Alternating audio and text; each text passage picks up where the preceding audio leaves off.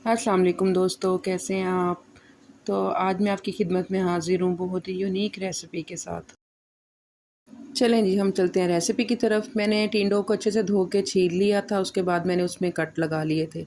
हमने एक कट सीधी तरफ लगाना है और दूसरी कट जो है उसके दूसरी तरफ, यानी कि हमने क्रॉस बनाना है इसको, हाफ़ क्रॉस, जिससे टिंडा नीचे से बरकरार रहे और ऊपर से हाफ़ क्रॉस बन जाए। ये देखिए, मैं आपको दिखा भी रही हूँ किस तरीके से।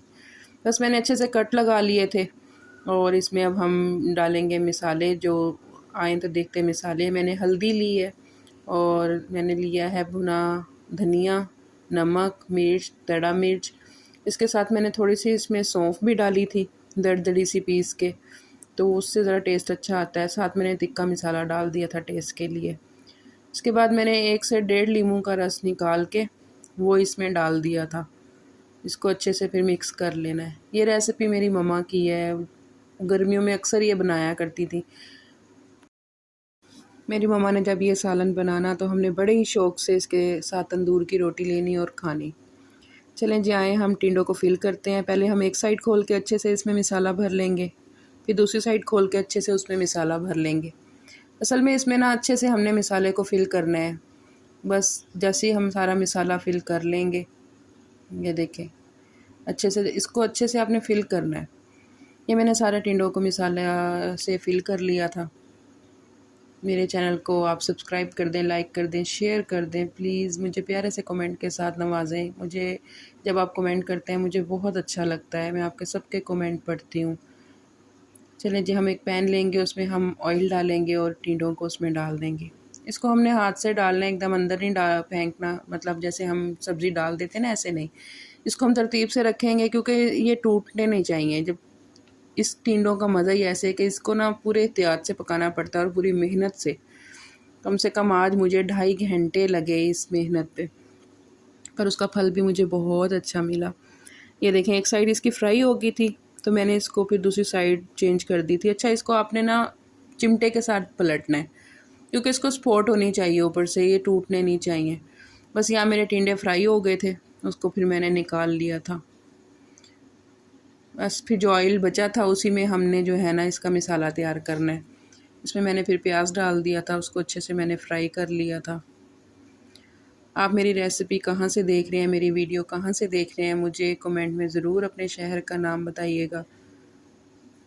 अच्छे से मैंने प्याज को फ्राई कर लिया है और उसके बाद मैंने इसमें चॉप लहसुन डाल दिए। उसके बाद फिर मैंने इसमें डाल दिए थे टमाटर और इसको अच्छे से जो है ना मिक्स कर लिया।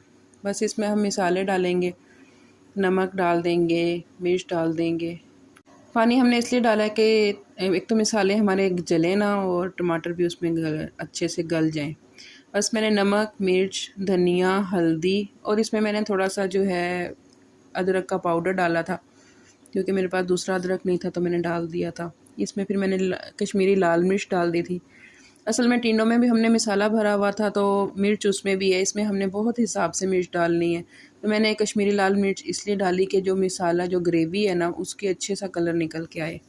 बस यहाँ पे मसाला ज़रा बन गया था तो मैंने दही डाल के उसको अच्छे से बनने रख दिया था ताकि कि एक स्मूथ सी जो है ना हमें ग्रेवी सी मिल जाए। ये देखें, अभी भी दही का पानी इसमें था, फिर मैंने इसको थोड़ा सा और भून लिया अच्छे से। यहाँ पे देखें मसाला भून गया था, बस मैंने इसको ना अच्छे से पानी डाल डाल के भूना था।